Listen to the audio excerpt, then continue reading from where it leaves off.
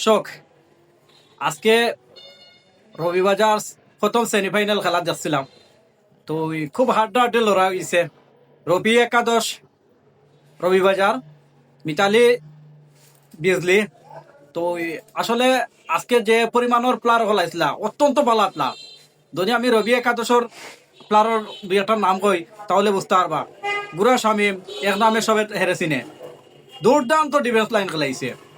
আবার যে গোল করছে হেলালে দিছে আলাউদ্দিন, আদিবাসী প্লেয়ার আলাউদ্দিনে গোল করছে।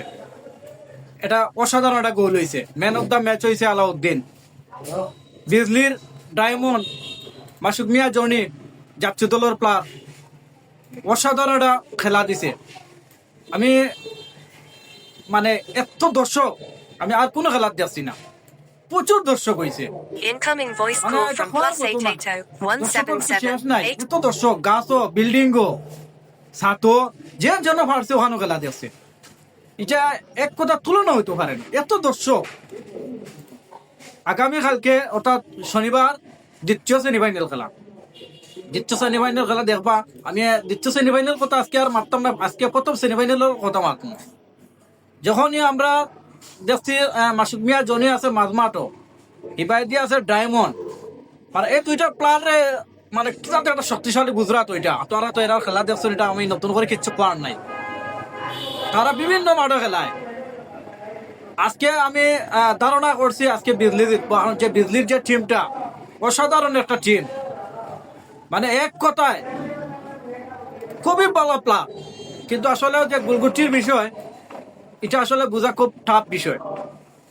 আমরা যারা আমরা হিসাবও ধরছিলাম না, যারা আমরা কোনো ইয়েও করছি না যে এরা ফাইনালে যাইব, এরপরও গেল গিয়া রবি একাদশ 100% গ্রান্টি যে আসলে ফুটবল খেলা তো না। কারণ রবি একাদশেও খারাপ না, অনেক ভালো খেলছে। তার কারণে যে ডিমেস লাইন, গুড়া শামীম সবে তারে চিন্তা, এবার দিয়া ফিচ্ছি শামীম এও সাধারণ খেলিয়া থাকে।